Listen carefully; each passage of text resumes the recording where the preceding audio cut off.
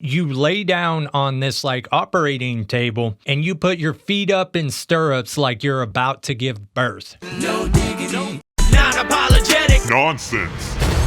Do any of you guys know what a cystoscope is? I guarantee you if you're around anyone who knows what that is, they just got a shiver down the spine all the way into their nether regions. Cystoscope, in a nutshell, is a scope, it's a tube, about the diameter of this Sharpie, and they use it to look into the bladder. So you imagine how this gets in there, right? Picture this Sharpie about 3 foot long, and it's shoved up your pee hole, right?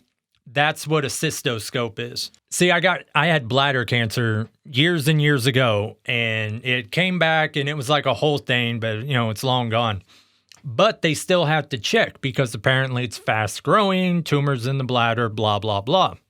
So I have to go do this embarrassing thing called a cystoscope every year, basically. I think it's been a little longer for this one. So let me detail the embarrassing thing you have to go through, okay? You go into the doctor's office, right? It's like an independent office.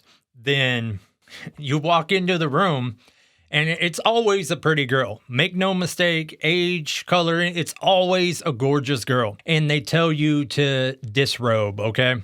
And then you lay down on this like operating table and you put your feet up in stirrups like you're about to give birth. No diggity.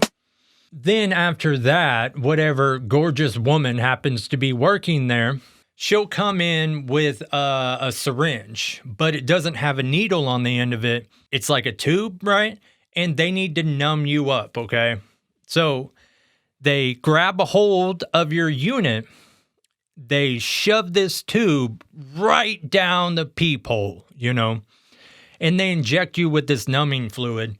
And I don't care how well endowed you are or aren't, when they put that numbing fluid in you, you disappear, right? And they know that's going to happen. So it's like a clothesline clip on your unit so your outie doesn't become an innie, essentially.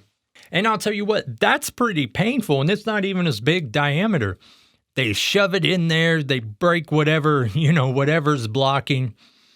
So now you're laying there with a clip on yourself, and you're essentially just leaking this gel, this numbing gel, right?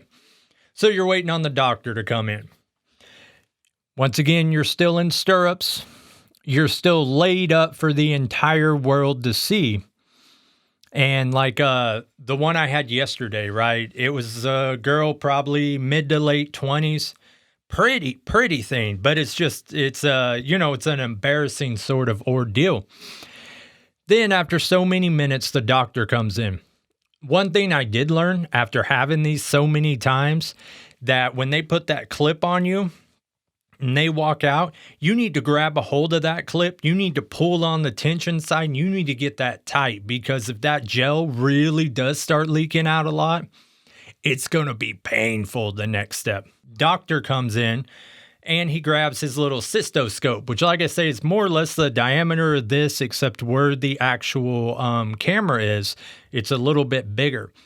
And they can rotate it, and they have, big TV screens on the side of the wall. So you can view it, everybody wants to see that. So he comes, grabs a hold of whatever you got left hanging out, shoves this thing in there. And then it's weird. At a certain point, you can tell he like hits a roadblock with the scope, right? So it'll go in about like 8 to 12 inches or so, and then it's your bladder. Your bladder apparently has like a protective film on it. So he has to get in there, then, and you can kind of just feel it just, and then it's the strangest sensation. You can see the actual, you all right, buddy? You can see the actual scope. You can feel it anyways, like it'll actually move independent from the rest of the scope's body. So he'll sit there and talk nonsense with you, while your whole insides are on this, 40-inch TV. So in this case, yesterday, there was nothing. They checked the surgery site, all of that, but they still got to pull the scope out. And that's the third level of pain. When they pull that thing out, And then all that gel you had in you just starts oozing out. So they got to ask you a few questions after that. So you're stuck in like this awkward position where like you're stood up, you're naked, and that little towel they had over you, you're trying to clean yourself up, right? Because your Johnson is just oozing goo at this point. So you go ahead and get dressed. They check you out, whatever. All that was good, but it's not over for you yet. This was yesterday, right? So for the rest of the evening, anytime you go pee, it's like peeing razor blades, right? It's still sore now, and we're into the next day. I'll tell you something. Want some honesty here? Here's some honesty.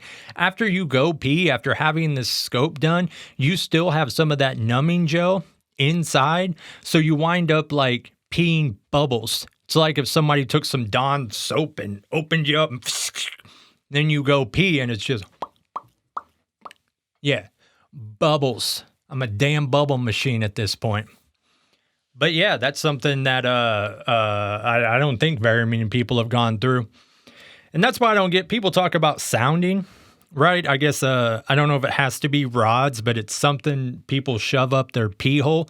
You know, it's a sexual thing. I don't quite get that, but I do know I could survive the pain of it. It's a complete train wreck. Tomorrow I got spinal injections, right?